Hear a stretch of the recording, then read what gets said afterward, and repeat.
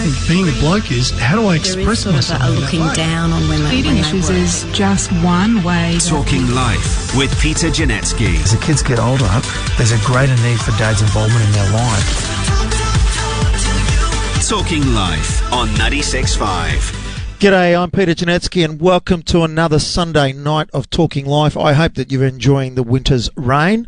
I certainly didn't. It was third quarter at the Brisbane Lions and needed to leave to come to radio, and that's when it starts to rain and adds to a miserable game, a miserable loss and miserably wet. But hey, I'm nice and dry now, ready to do a couple of hours with you, talking about real people, real issues and real life. And if you've been listening regularly over the last while, you know that I've raised concerns about the content within the Safe Schools Coalition program being run in state schools. And in spite of a couple of facts, the first one is that the largest e-petition for our state government has been on this issue. And there's been ongoing requests for parents to be informed about which schools are running the program and giving parents the right to withdraw their children from the program. However, Education Minister Kate Jones continues to defend the program and deprive the public and parents of relevant information.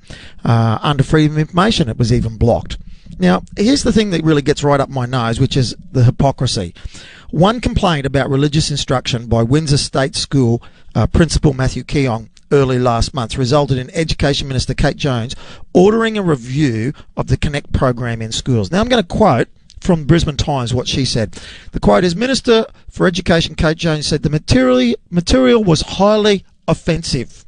Now, I've got to say to you, that's nuts.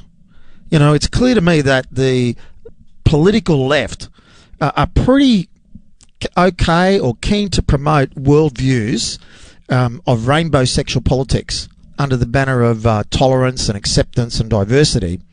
And yet at the same time, they're actually seeking to reject or ban any aspect of Christian worldview from our kids' lives and from education, and painting a picture that if it's Christian, it's got to be bad, evil or wrong. Now, I don't know about you, but that doesn't add up. I mean, basic maths, it just doesn't cut it. So tonight I'm going to be talking about the importance of religious instruction in our state schools, maybe a topic you've not thought about. But if you've got some questions or comments as we get into the conversation, you can join the conversation by calling in 1300 965 965. If you happen to be listening on the web anywhere in Australia, cost of local call 1300 965 965, or you can text message 0419 187874. And joining me in the studio, I have got two people from the Queensland Christian Religious Instruction Network, Paul Clark and Karen Grenning. Welcome to the program. Good evening. It's great to be here. Thanks, Peter. Thanks for having me. Karen, how did you... Well, no, so I've got to throw it open to either of you. Tell us about the Queensland Christian Religious Instruction Network. What is that network and how does it work? Well, we started about 2.5 years ago, and it's just a network of religious instruction people across Queensland. We network mainly to raise the bar of RI. We want to deliver the best RI we can into our state schools. So we exist to encourage one another, and Education Queensland has certain requirements, and we want to exceed those requirements. And so we're out there running training sessions, talking to people, answering their questions on a week-to-week basis, just to help them to be the best RI instructors they can be in our state schools. How many people are involved in the network? We're actually building it. It's one of these things. RI is done grassroots across Queensland. It's a bit like your local soccer club. So nothing like this has been done before, or if it has, it's beyond our memory. But we guess there's about 5,000 RI volunteers across the state, and we are into the thousands in terms of that are connected to us. So we try and work with your coordinators and get information to coordinators, they get information to us, and they then dissipate it out to the religious instructors on the ground. So I think someone said it's possibly in Australia the largest volunteer army network is religious instructors. Which is phenomenal. When you say it like that, it's phenomenal. But I was thinking 5,000 volunteers. The average mum and dad sitting at home has probably got no idea about how big this is. No, that's right. It's huge. And the amount of time and work, I'm always amazed. These RI I spoke at the conference a couple of years back, and people have been doing it for 20 years, faithfully, week in, week out, giving their lives to the next generation of children, and usually to the school as well. You know, they'll go in early and do reading, they'll stay late and help weed the garden. So it's a huge silent army that are out there that are obviously not driven by ego. You don't get into RI for ego, you know. No, you certainly don't. So how did you get involved? Why and how was your involvement with the network? I started almost 25 years ago when our girls were just 5 months of age, twins, and I started at my local primary school in Melbourne. And I did that because I wanted to be involved in the local community. As a Christian, I believe in the truth of what the Christian message is. And I had the time and the motivation to do that.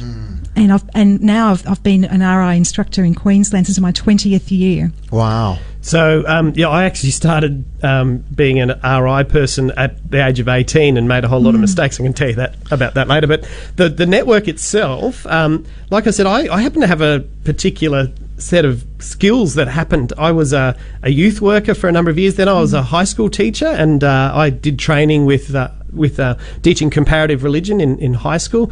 And then, of course, I taught RI for about 20 years, and I'm a pastor of a church. So I have the theology, the education, the praxis.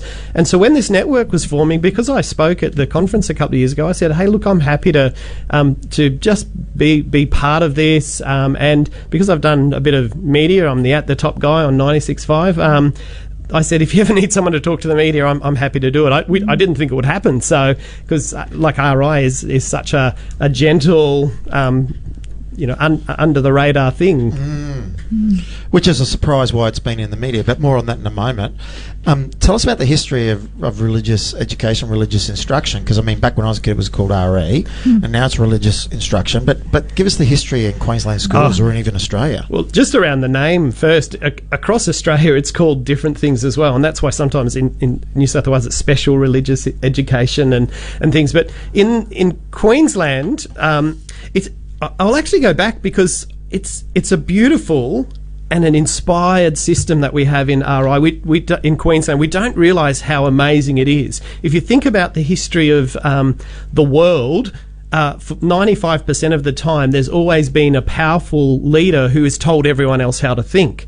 And even in our own history, as Australia was forming, in England, the Church of England, they told everyone else what to think. And of course, you have the wars between the Catholics and the Anglicans, and the same when you go to the Russia, where the atheists were telling people how to think. And so as Australia was formed, we are quite a mature country because we formed late, that the education system said we do not want one group telling everyone else how to think. And so when it came to RI, they said we want a system where any philosophy, any religious group can come in and teach their children what to believe, and there's no one group who's going to say this is what it is. So Paul, you're saying right at the beginning it's about diversity. Amen. And we were multicultural before we knew it. We were tolerant and pluralistic, and it's such a mature, such a beautiful, such an inspired system, and then we've got some people saying, well, let's get rid of it. But to get back to the facts, in 1908 they did a plebiscite, one of these things, and it overwhelmingly said, yes, we want this RI in schools. And then in 1910 the government passed legislation which says that the local minister or his representative can go in and for up to an hour a week teach the children of his group the basics of that faith. And then I don't know when this came in later, and those groups can get together. So, Anglicans, Catholics, uniting, we can all say, well, let's do this together because it's a bit too hard, and that's called a cooperative agreement. And so we have Buddhists, Baha'i, Christian, we have all sorts of faith groups in the community doing RI. That's probably something that people don't realise. No, and it's even something that I had to get my head around. a couple of years ago. I'm aware in some schools, in one term, someone might choose to do Christian RI, and another term they'll choose Baha'i RI or Buddhist RI. The system is open for people to choose what they want to do. So let me be a bit naughty here, tongue-in-cheek. So if a secular group wanted to run a secular RI, they could? They couldn't at the moment because the legislation says it actually has to be a faith position.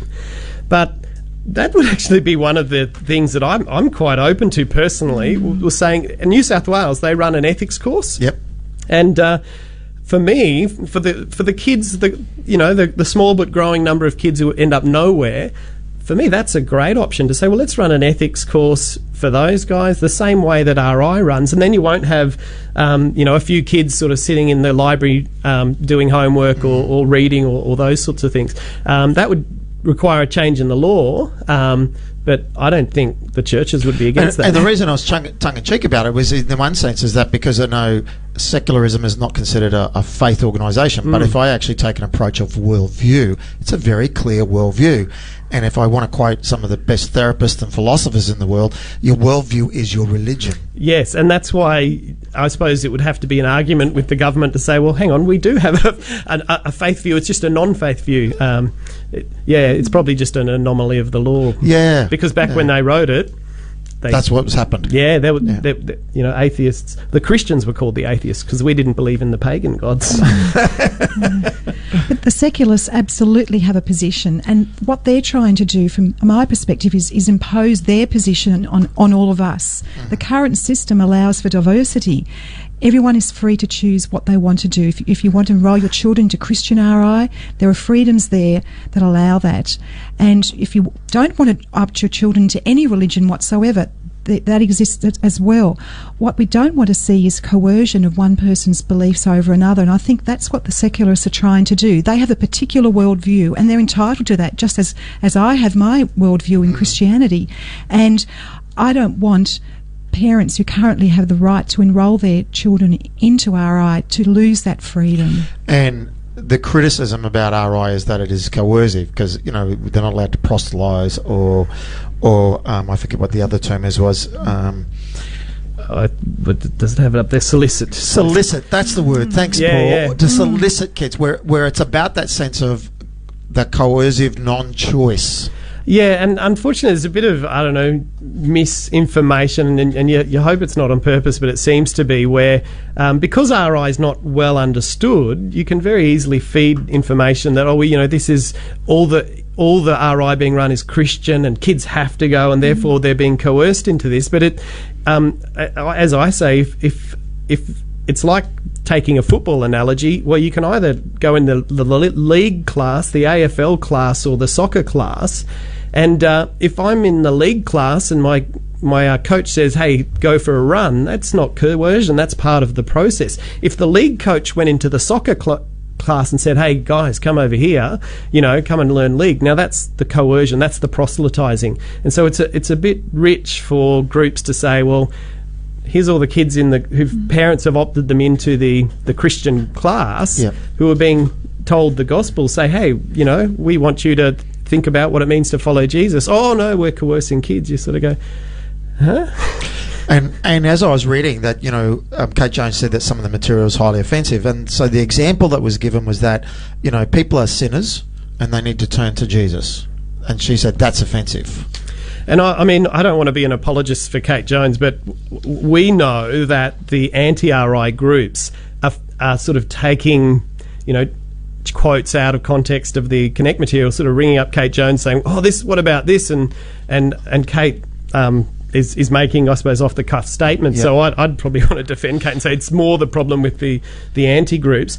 But it's a bit like Christians. We actually talk a bit of a different language. I'm sure if I went into the Buddhist class or the Baha'i class and they said something, I'd think, oh, I don't agree with that. But just because I don't agree with it doesn't mean that's a reason to get rid of it. That it's offensive or it's wrong. I actually support the right of the Baha'i class and the Buddhist class to teach their children stuff, which I don't agree with. But that's not a reason to take it out. That's a bit silly. Yeah. Karen? Yeah, I think that we've got to be sensitive in state schools where children are involved, and it's very important that our classrooms are safe places.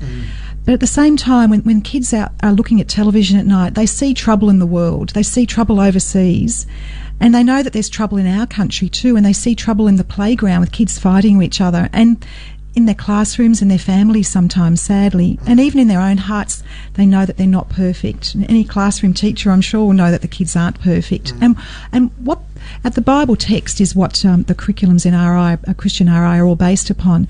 And what the Bible teaches is that none of us is perfect, but it's not a message of condemnation. It's a message of hope and of love. The fact that Jesus loves all of us, and that's the overarching theme of Christian RI, that Jesus loves everyone. And it's a message. It's a good news story. It's not a message of condemnation.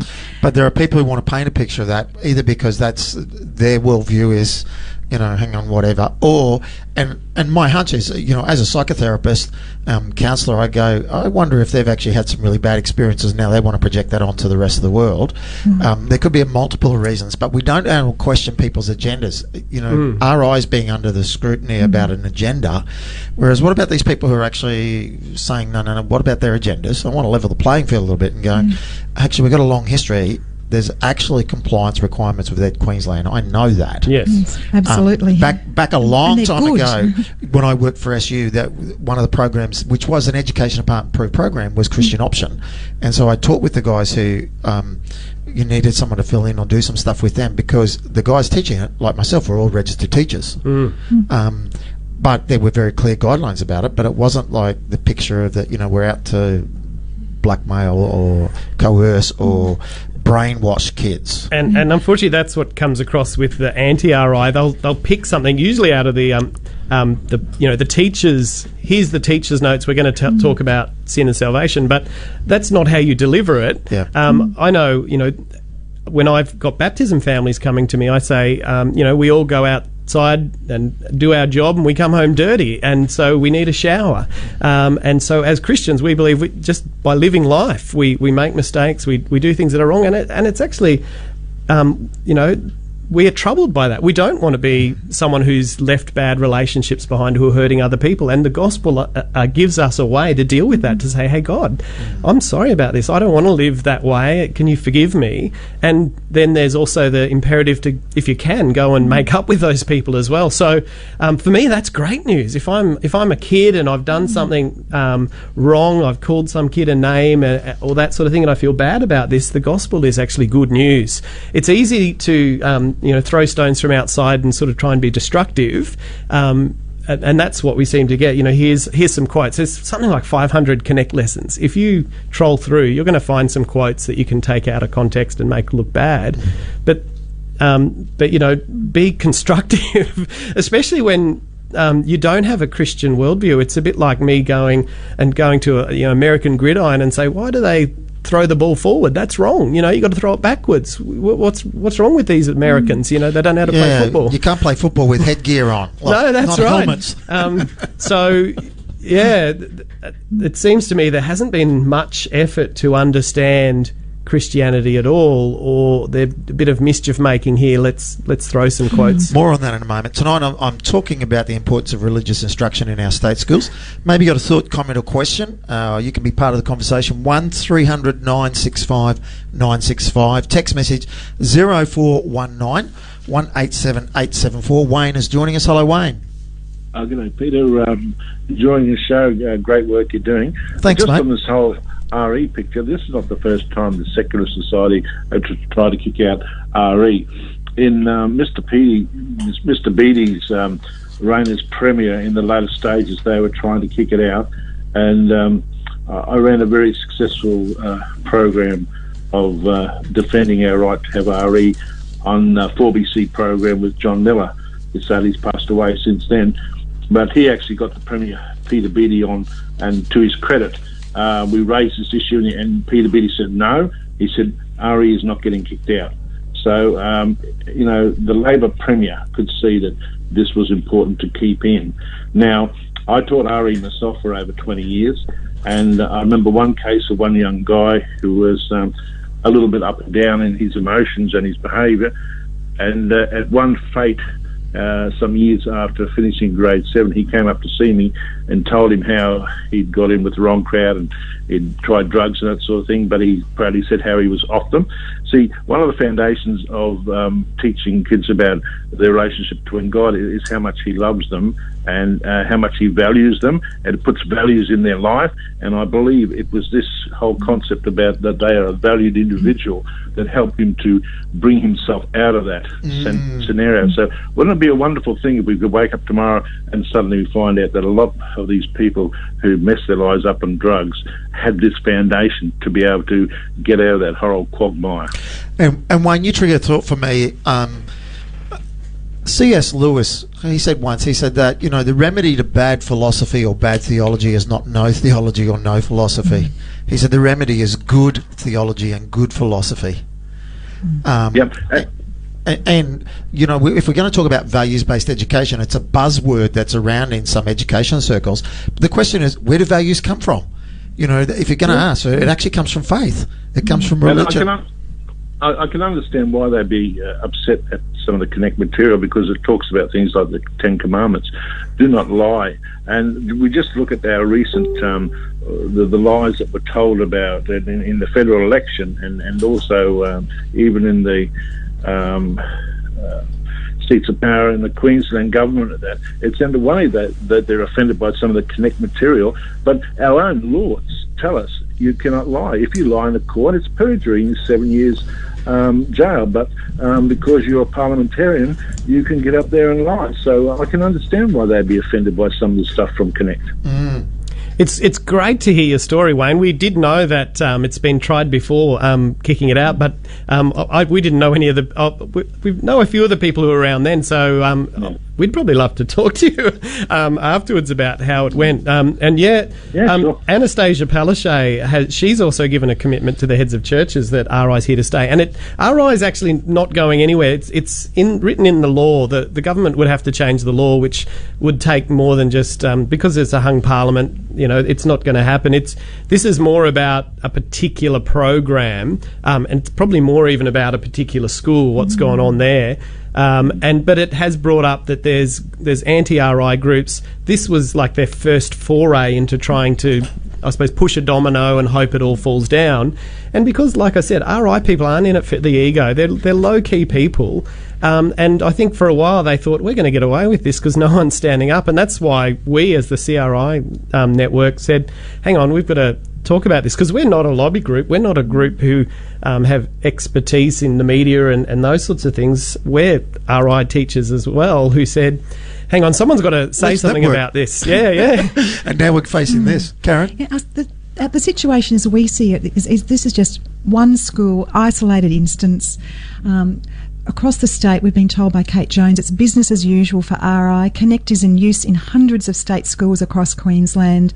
People have ordered the curriculum for semester 2 happily, and it's going ahead. It's just one school. And we're very confident that once the result of the review is announced, be back to normal at Windsor as well. But it's like, in some ways, you were saying before, if there's lots of voices or even a few voices against it and no one else saying, oh no, we're for this. So part of our hope is to stir people to go, hey, this is valuable, this is excellent. Stories like Wayne's about how it's made a difference in people's lives, so that there is a bit of a groundswell to say, no, we like this. I mean, 80% of people opt in the schools that have RI, so people love it. Wayne, a long time you've given to volunteerism to RI. What's the motivation for that? Why give up your time to do that? Well, I was, as a church member at the time, one lady had a couple of children going to school down,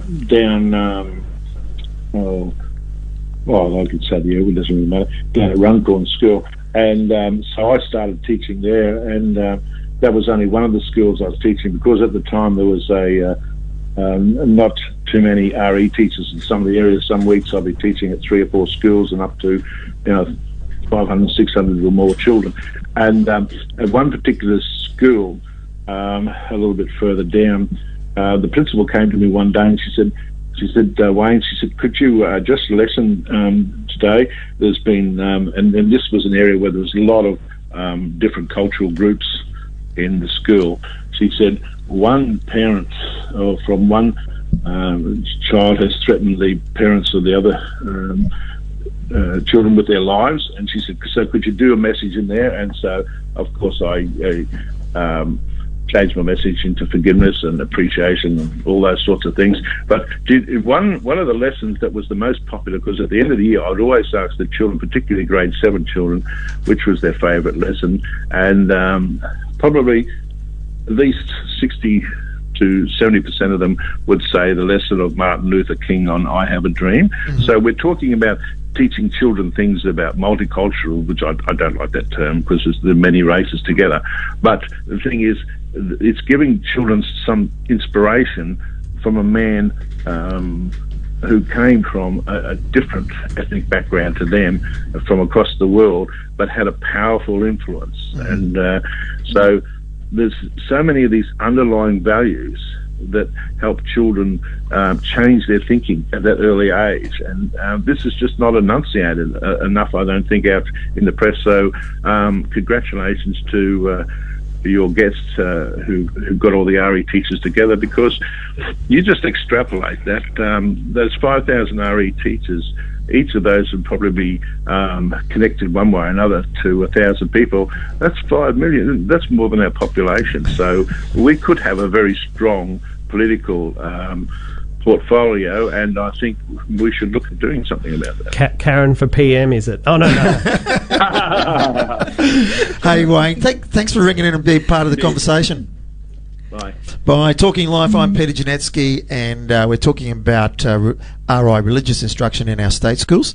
And there's been a bit of a review under one particular program called the Connect program. But tonight we're talking about the importance of it in our state schools, and it's copped a bit of a negative in the media in some aspects, and we want to challenge that tonight. So as you listen, you may want to contribute to the conversation. 1300 965 965 is the talkback number. Text message is 0419 187 874. We've got a number of callers waiting. We're going to go to Jess in a moment. But first of all, we're going to take a word from our sponsors, and then I'm going to be back with lots more talk. So hang around. I'll be back in a moment, and don't go anywhere. Talking Life with Peter Janetzki on 96.5. Phone 1300 965 965. When you're trying to hold it together, but the family seems to be falling apart, someone who cares is just a phone call away. Call the 96.5 care line now. 3177 3996. That's 3177 3996. The 96.5 care line provides a caring, listening ear and someone to pray with. From the station where your family is number one. 96.5. Hello, I'm Alan Weir, Head of Groves Christian College. We exist to partner with families by providing them with a values-based Christian education for their children. Our vision is to see young people graduate from the school with loving hearts and strong minds for God. I welcome you to come and visit us to see how you can be part of the Groves community. Station sponsor Groves Christian College. Find out how Groves can enhance your child's personal best at groves.qld.edu.au. The Royal Flying Doctor Service has been committed to improving the health of Australia's remote and rural communities for over 86 years. Last year, our emergency rescue and essential healthcare services touched the lives of more than 280,000 Australians. That's one person every 2 minutes. Call 1300 669 569 or visit flyingdoctor.org.au. Help keep the Flying Doctor flying. Need to talk? We'd love to listen. Phone 1300 965 965. Talking Life with Peter Janetzki on 96.5. And tonight my conversation's about the importance of religious instructions in state schools. Be part of the conversation, 1300 965 965. Text message 0419 187 874. And we've got Jess. Hello, Jess. Hi, how are you? I'm pretty good. How are you going? I'm pretty good. What would you like to share with us? Well, when I was going through school, I swapped and changed a lot. But the one thing that got me through was the religious instruction, because I'm a Christian. And I was going through a lot of crap as a teenager, and the one thing that I found was talking to my teacher outside of class, and the ones that I always seemed to gravitate to were the RI teachers, because I knew they understood what I was thinking, the way I was taught. So if I was struggling with something, I could go and talk to them. Wow, that's a big plus for it, Jess. And I'm just thinking, because one of the criticisms that's been levelled against RI is saying there's too much in the curriculum, but the fact is teachers don't have to teach it. There's RI instructors who come and teach it, and then who've got time to maybe have a chat with you, whereas a lot of others, on staff teachers, are very busy people. They are, but here's the thing: even normal teachers, I also spoke to them outside of class, but the ones that understood me the most were the RI teachers. And I'm a Pentecostal type Christian, so being able to talk to them about different things, about talking in tongues or anything that was truly a Pentecostal thing, a lot of the RI teachers are also. Yep. So it's able to talk to someone that's almost like a pastor, but not really. Mm-hmm. And it's a good way to open the doors into those subjects. Well, Jessica, and just that it's an opt-in thing. Yep. If you don't want your children to learn it, simply opt out. Yep. Don't take it away from the rest of it. Well, Jess, you're getting lots of nods from Paul and Karen here. They're shaking their heads in agreement. Karen? Yeah, thanks, Jess. That's a great good news story, and it reminds me of the fact that Education Queensland is signatory to the Melbourne Declaration on Educational Goals for Young People, which says that we're committed to have informed citizens in our, as a result of our education system. And I'll just quote from that Melbourne Declaration, and it says, the curriculum will enable students to develop knowledge to understand the spiritual, moral and aesthetic dimensions of life. And the current curriculum that we're using in our state schools has no other place for spiritual discussions except in religious instruction. So if we were to remove that, we wouldn't be able to fulfil the requirements of Education Queensland being a signatory to the Melbourne Declaration. And numeracy and literacy are really important subjects, but we're more than those subjects. We know that life has many other aspects, and the spiritual is very important. And for those parents who want to let their children explore the spiritual dimension of life, RI is the only space in the curriculum, and as you've testified, you've benefited greatly from that. So thanks for sharing that, Jess. Yeah, well, I should probably say that I had it in New South Wales, but the thing is, it is the same everywhere ultimately, because of the fact that you still have to teach from the Bible. Therefore, it is still effectively the same. And the other thing that I wanted to say was the fact that this country was built by Christians. The Constitution is based on Christianity. And yes, you can be of a different religious background, a cultural background, socio-economic background, but I still hear the Bible quoted to me even by non-Christians, because they're not aware that it's from the Bible. That's right. If you go to classical music concerts or the theatre or read books, you'll hear lots of quotes from the Bibles, and it gives an important understanding of our cultural background to have an understanding of what the Bible teaches. Now, many of us do have a Judeo-Christian background in Australia, but not everyone does, and it's fantastic that Education Queensland allows many religions to come in. So and Jess, thanks for your story. We get lots of stories like that where people say, when people started in my own church, finding out that I was doing some stuff for RI, they'd come up to me and say, they were people often who were going to church, but there would be a family situation, tragedy, and it meant that often they stopped going to church, and the kids, this one lady, she said it was my RI teacher who I had to talk to, because I didn't have a pastor anymore. My RI teacher became a saviour of and helped me walk through that stage of my life. And it's one of the externalities, one of the unwritten things that happens. So thanks, Jess, for your story. That's great. Thanks for your call, Jess. Talking Life, I'm Peter Janetzki, and we're talking about the importance of religious instruction in our state schools. 1300 965 965 is the talkback number. The text message is 0419 187874, and we've got Tracy joining us. Hello, Tracy. Hi, Peter. How are you? I'm very good, thank you. What would you like to share with us? I was lucky enough to send my children, and still have one, at a Christian school. And Christian parents who send their children to state schools would normally be taking them to church and to Sunday school and living Christian lives. I don't see that the religious instruction in state schools provides any benefit for those Christian children, because they're already attending those things. So is it necessary to have it in the state schools?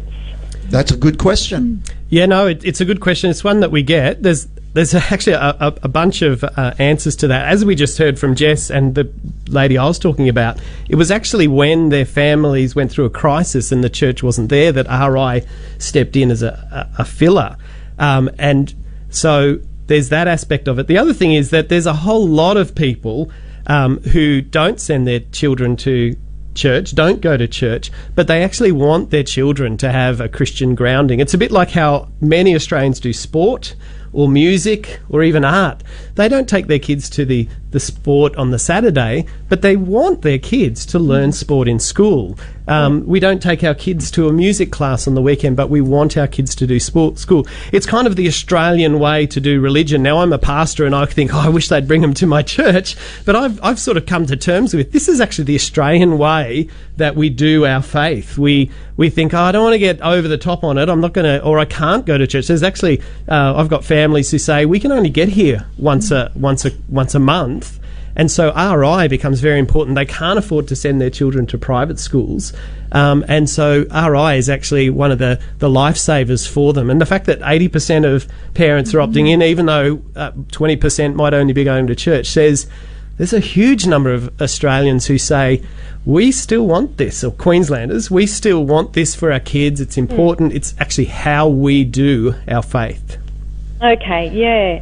And what were your thoughts on if there was a class run teaching them about all different religions, not just the Christian religion? Can just before you ask that question, I want to come back just a little bit.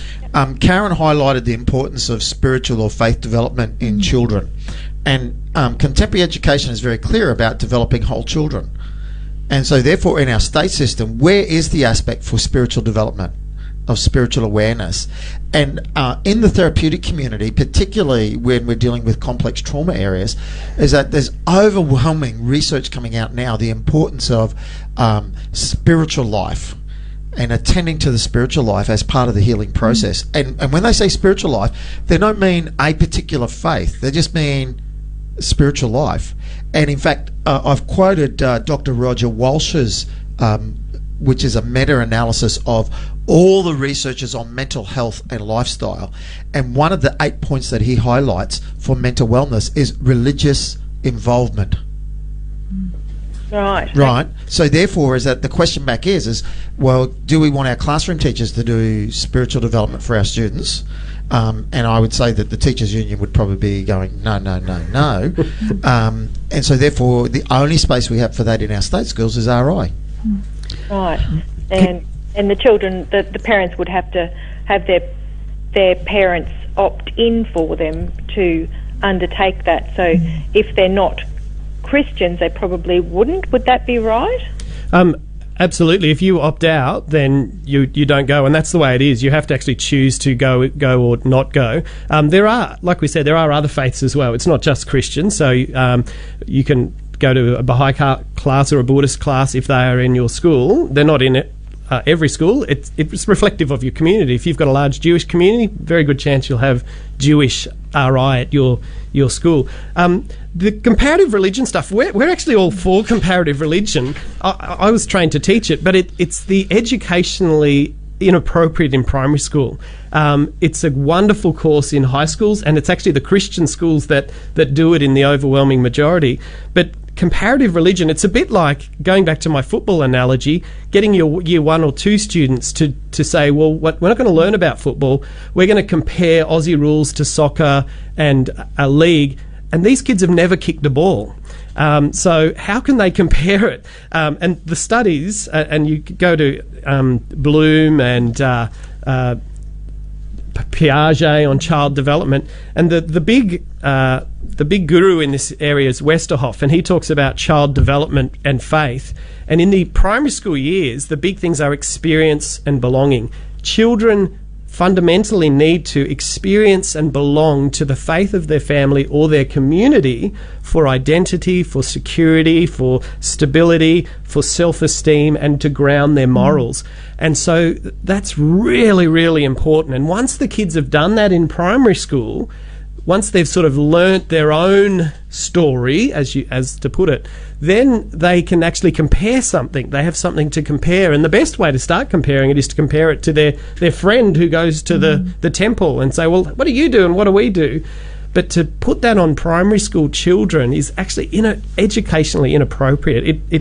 It undermines all those things about stability, security, identity, and that's why it's very difficult to find anyone doing comparative religion in primary school anywhere. Yeah. Because educationalists know that's just silly. It's disaster. Now, Paul, tell me, some years ago it was a board subject, wasn't it? Option. Still is. Yes. So any school can actually run it as a subject in high school. Particularly year 11 and 12. 10, 11 and 12, I'm pretty sure. Yeah. And it's because that's where it is absolutely appropriate. And that's where, like we say, we're for that. We want people to understand each other's religion so we don't have these wars and those sorts of things. Yeah. Well, Paul likes his sport analogies. I'll give a music analogy now.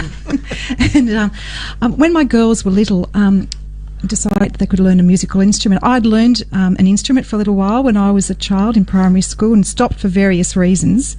And when they were it was age appropriate, they started an instrument. They started to learn the violin. But after and I found a great teacher who was passionate, who knew how to play the violin. I didn't take them to someone who didn't know how to play. I took them to the person who was practicing and knew how to play and loved the instrument. But after a couple of years, one daughter didn't like it anymore and she changed instruments, and that was fine by me. But one continued. I didn't enrol her in learning how to play the violin because I wanted her to be in an orchestra necessarily, but I thought it was part of a broad education. It would benefit her, and it has, and it's a wonderful thing to learn a musical instrument, but you've got to go to someone who loves it and someone who's passionate about it. And it's a similar with RI. People who teach RI are passionate people. We love God and we want to share that love with people, but it doesn't mean that you're going to join the orchestra necessarily, but you're just going to learn about how to play it and how that person plays it and how they can fall in love with the creator of the instrument. Yeah. That answer your questions, Tracy? Yeah, I've just got one more. Yeah, go for it. I've been thinking about lately with all the things in the news. There seems to be a general agreement that the state school curriculum is overcrowded, and removing RI from that curriculum, like in Victoria has done, and let it be a lunchtime or an outside school hours program, that would still be available for parents who really wanted their children to participate. And, what are your thoughts on that? Would that be a fair compromise? Well, I've got two answers to that, Tracy. Firstly, when this was an issue in Victoria last year, the secularists did go to the government and complained about the crowded curriculum. And when RI was removed, it was replaced by safe schools, so nothing changed there. But secondly, we've talked about before just how important it is for someone who is a Christian, who practices that faith, to be able to have the opportunity to tell that. And kids are more than just literacy and numeracy. We talked about that earlier.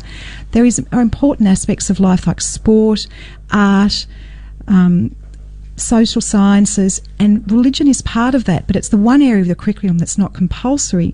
But it's such a shame if that freedom to enrol, to have that opportunity to learn about faith is removed. It's actually worse than a shame, because we talk about in education circles the null curriculum or the hidden curriculum, and that is what you don't teach is just as important as what you do teach. We don't teach Mongolian politics or Chinese history in Australia because we deem it's irrelevant to who we are. We don't say it's bad, it's just irrelevant to our culture. So to actually remove RI from the normal school time sends a message to a generation of children that RI is actually irrelevant. And so it actually is a very, very significant decision, what Victoria's done, to say, well, we're going to put it in a little pocket somewhere, because it's actually sending this message. RI is irrelevant. And that's what I think a lot of people don't understand. And I don't think Queensland parents would want to say to a generation of children, RI is irrelevant. It doesn't make sense in our history to think that RI is irrelevant. And to back up what Karen was saying, Churchill, I don't think this is an accurate quote, but he was asked when asked to cut funding in favour of the war effort, he replied, "Well, what are we fighting for? It's the arts and the sports and the music and religion that actually is about the fullness of life." And we don't want to go down the American track where, because this crowded curriculum, they cut the art programs, they cut the sports programs, although I think sports last to go. They cut the music programs because we've got to concentrate on maths and science and all that. And now, in universities, etc., they're bringing all that back because these kids don't know how to live. And so while it sounds like, that's a nice little compromise, there's a whole lot of educational and social messages that are sent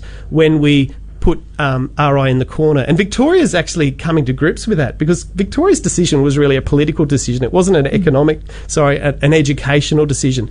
They were going to put comparative religion in the curriculum, and they haven't done it because they've run into the problems we talked about. You can't do it with primary school kids. And so this idea that we'll remove RI and we'll gain a whole lot of curriculum time, it's a bit of a nonsense if you're going to throw something else in there. You don't actually save any curriculum time. And what you lose in social and educational value is not worth the half an hour of maths or reading.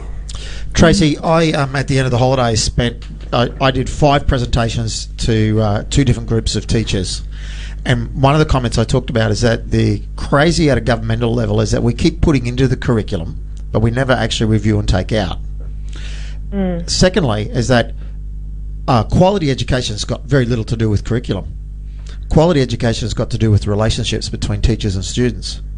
Yeah. Right. And so we've got, what happens is that government policy around curriculum is often shaped by people who are not in the classroom, who are driven by, we've got to have all these academic results and outcomes, and we're pushing our kids to get results.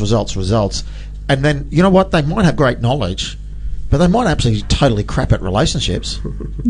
And that's the whole area of that. What we know is the emotional intelligent aspect of people's lives is actually about, for employability, about 90% of what's required. And so therefore is that one of the things we need to do is stop actually pandering to, well, where's this number in the world on this scale, therefore we've got to up it. How do we actually build healthy, whole, round people?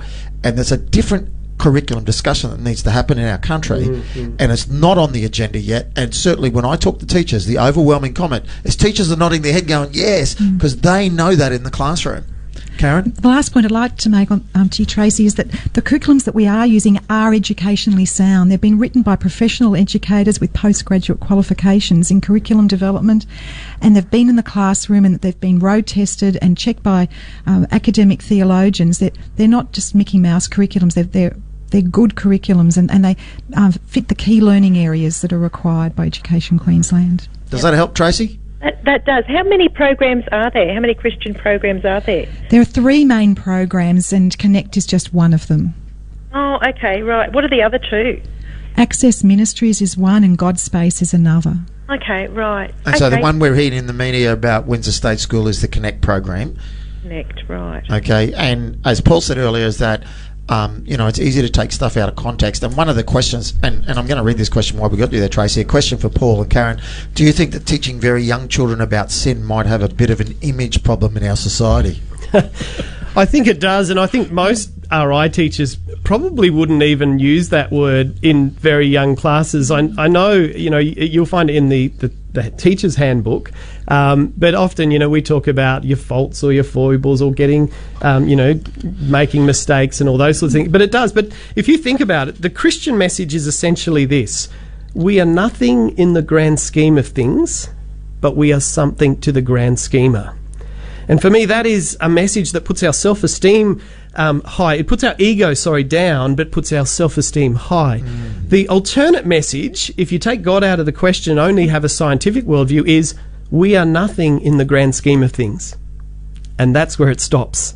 And so that's where sin it's a small part of the Christian message, but the bigger part of the Christian message is that we have an immense God who loves us, who forgives us, who lets us start again. And so we can get tripped up on this little word sin. It's a funny word. It's an archery word when you miss the target, and we all miss the target. I know I miss the target, and I muck up with my wife and I muck up with my friends, and I need something that's going to help me with that. And for me, it's the gospel of Jesus Christ that allows me to seek forgiveness from God, but also seek forgiveness from my wife and my friends and start again. And I think that's a beautiful message to get across to kids. Young kids, you have to do it probably through story, and that, you know, that's part of the educational development stuff. Little kids, they don't get concepts, so you tell stories. You tell the great stories of Scripture that live out that forgiveness, where people muck up, but then God's there.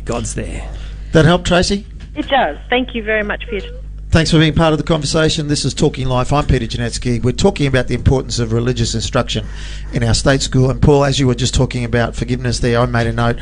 When I was doing my postgrad counselling studies, I came home after a series of lectures and said to my wife, you know what, they keep battering on about the importance of forgiveness to healing relationships. And I said, this was a government, secular university. It was QUT. And I said, I wonder if they've ever thought of opening their Bible to see and learn where it comes from. That's the gospel. That's the good news of Jesus. And I've heard that Jesus was the first person to put forgiveness on the agenda of our psychological well-being. Yep.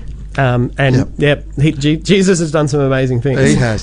1300 965 965 if you want to join the conversation. Questions by text messages can be sent to 0419 187 874. We've got Cameron on the phone. Hello, Cameron. Yeah, g'day. How are you? I'm pretty good. Yourself? Yeah, doing well. What do you want to share with us, mate?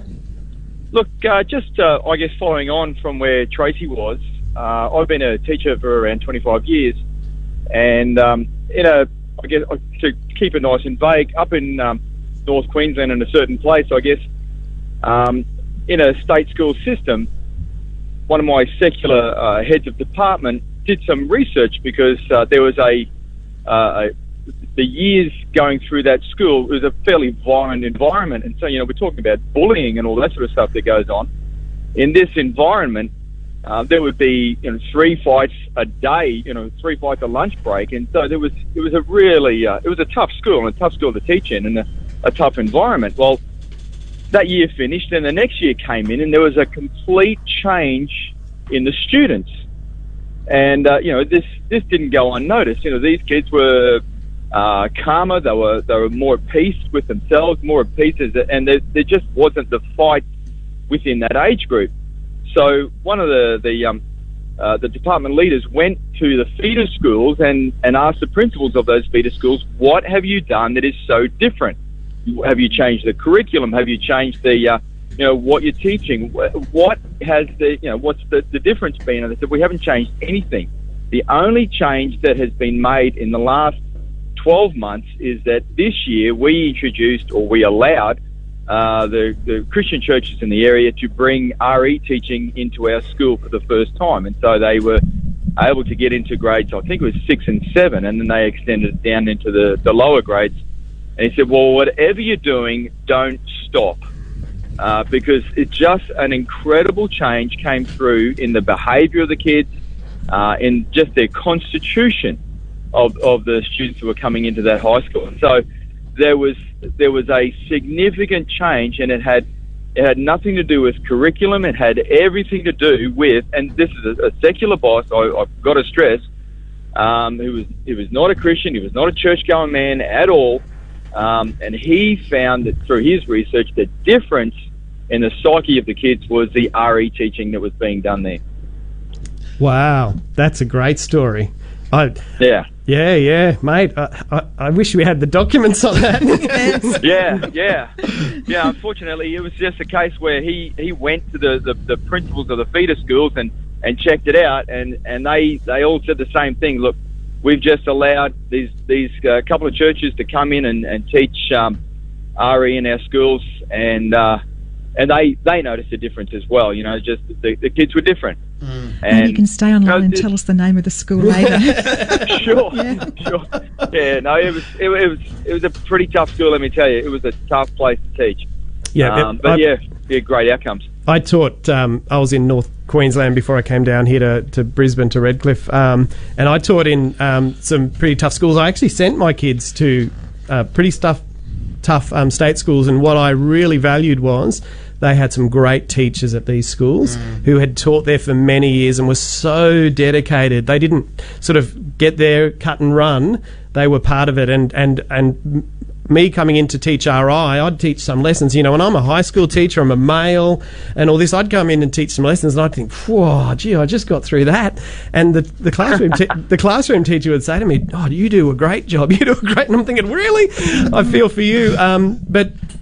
And part of it was that there were not many males. They were really happy to have a male come in, and a male who sang, a male who told stories, a male and who uses puppets. And uses puppets. And so they said that was such a difference for a lot of these kids, because they didn't have male role models who were positive, who would do things that were, I suppose, not really ultra macho male. So, yeah, it's...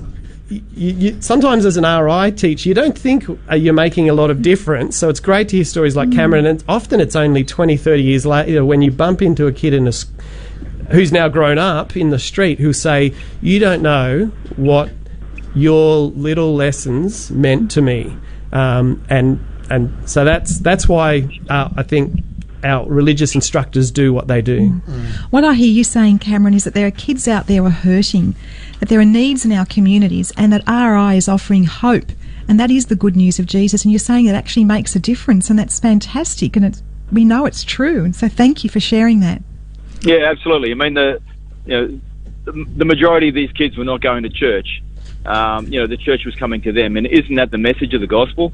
Yep. Go into all the world, and these guys were just living it, and they were young, male and female teachers that were just, well, not teachers, but just members of the church that just believed in it and said, well, let's have a go. And what an incredible difference they were making in the lives of the kids. And I'm sure they couldn't make those kids believe. They chose to believe, or they chose to respond to that message of good news, and that was just told to them, and that they could choose to respond or not to respond. Yeah, I don't know, how many of those kids were even becoming Christians. I don't even think that was a major part of what was happening. It was just a real balancing of the lives of those kids involved. It was awesome. Great outcome. Yeah, Cameron, the parallel for me is I worked for SU in the late 80s, early 90s, and I was involved in overseeing inter-school Christian fellowship groups across 38 schools in Logan City, southern parts of Brisbane. And many of those really tough schools, is that I'm sure I was on some of those principals' speed dials. Because they'd go, hey, this has happened, your ICF group's here, can you come in and support us to do this? They just knew that there was this faith aspect that they could call on and go, we were safe, we're not out to, manipulate kids or coerce kids. And there was a strong relationship. And in a lot of those really tough schools is that, they were thankful for the support. Another person as a volunteer in the schools, another person who's helping and contributing. And in some of those tough schools, I had great relationships with the principals. Yeah, sounds like a precursor to the chaplaincy. Well, it was a precursor to chaplaincy, and so, but the difference was that rather than an adult running the program, it was mostly student-led programs with a teacher support. So the power was actually kids talking about their faith with kids, and that's one of the things that I think was a great thing. So yeah, I really value those days. Yeah, absolutely. Hey, thanks, Cam. No problem. Have a great day. Take care, mate. Talking Life, I'm Peter Janetzki, and tonight we're talking about the importance of religious instruction in our state schools, and what a great story that was from Cameron. A text message, the hypocrisy over the criticism of RI program is an example of the left not extending towards us the cultural and religious tolerance and diversity they demand from us towards others. And I go, touche. I agree with that 100%.